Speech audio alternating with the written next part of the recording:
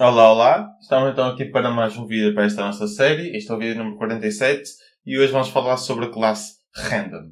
Esta classe representa um gerador de números pseudo-aleatórios e esse mesmo gerador, produz uma sequência de números que atendem a certos requisitos estatísticos de aleatoriedade. Ok? Vamos usar bastante o método next, ok? Que é quando o objeto da classe random já está instanciado, usamos o método next para quê? Para retornar um número aleatório e, dependendo da sua assinatura, é também capaz de retornar um número aleatório dentro de um determinado intervalo especificado. Ok. Vamos então, como eu já disse, instanciar, ou seja, criar um objeto da classe random. Para isso, vamos então aqui criar um atributo nesta nossa classe.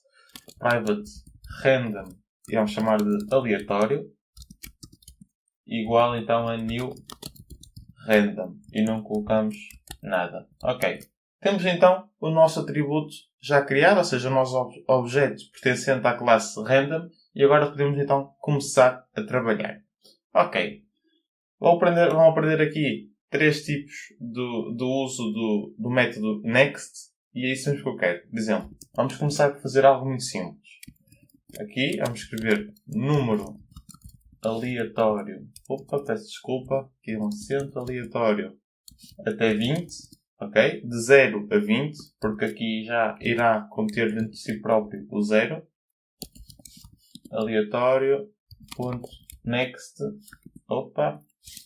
Next. E atenção no seguinte. Aqui eu vou colocar 21. E porquê se eu quero número aleatório até 20? Porque o 21 significa que, ou seja, o que eu coloco aqui dentro é basicamente o número. Podemos ver aqui até. Ou seja, must be greater than or equal to 0. Ou seja, se eu colocar aqui 20, ele só vai de 0 até 19. E como eu quero que ele vá até 20, que é o que eu tenho aqui escrito, ou seja, até 20, eu tenho que colocar sempre um número acima, ou seja, de 0 a 20. Tem que ser menos de 21 e não menos igual a 21. Ok? Portanto, se eu executar este pedaço de código, antes de mais vou tirar aqui essas bibliotecas desnecessárias. Assim não tem aqui código desnecessário. Ou seja, se eu executar este pedaço de código, podemos ver que teve aqui o número 20. Foi coincidência. Se eu voltar a executar, deu-nos então o número 2. Se eu voltar a executar, vai-nos dar então o número... Ok? Deu-nos então o número 13. Portanto, até aqui tudo bem. Temos então um número aleatório até 20, ou seja, de 0 a 20. Nada de novo. Ok. Portanto, já aprendemos então a trabalhar com o método next. Só que agora podemos fazer várias coisas, que, como eu já disse, retornar um número aleatório dentro de um determinado range ou intervalo especificado, que é basicamente a mesma coisa. E como é que nós fazemos isso? Em vez de colocarmos apenas um valor, aqui, temos que colocar então dois, ou seja, o mínimo e o máximo. Ok? Vamos então fazer isso. Número aleatório, aleatório vamos pôr entre 20 e 40. Ok. Portanto, 2 pontos.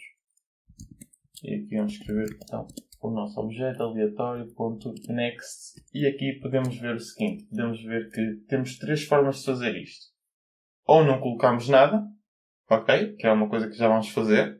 E já vamos ver o que é que acontece. Ou colocamos o valor máximo, foi o que fizemos em cima, só colocamos o valor. Ou então colocamos o valor mínimo e o máximo, que é o que vamos fazer agora. Ou seja, queremos entre 20.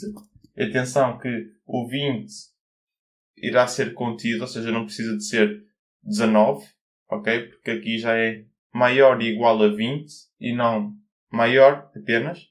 E vamos colocar então o 40, neste caso 41, porque é sempre o menor. Vamos fechar aqui a nossa string e executar então o nosso pedaço de código e vemos que nos dá um número entre 20 e 40 e aqui até 20. Se eu voltar a executar o nosso pedaço de código, podemos ver que agora deu-nos então o 12 e aqui o 23.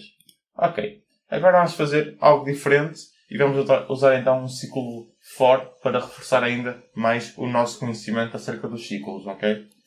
vamos então fazer o seguinte. Vamos começar por criar aqui então um ciclo for, ou seja, já temos aqui, ou seja, for tab e cria um ciclo automaticamente, um ciclo for neste caso. E aqui em vez de vamos mudar para índice, clicar no enter, ok, até aqui tudo bem. E vamos colocar aqui, por exemplo, vamos de 1 a 10, ok? Vamos então colocar aqui o valor 1, o valor inicial é 1 e vamos até a 10, ou seja, menor e igual a 10.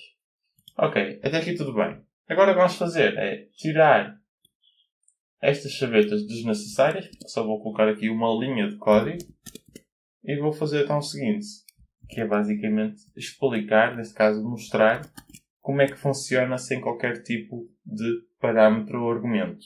Basicamente vai-nos dar um número aleatório, mas sem qualquer tipo de limite. Vamos então escrever aqui, por exemplo, número aleatório. Aleatório.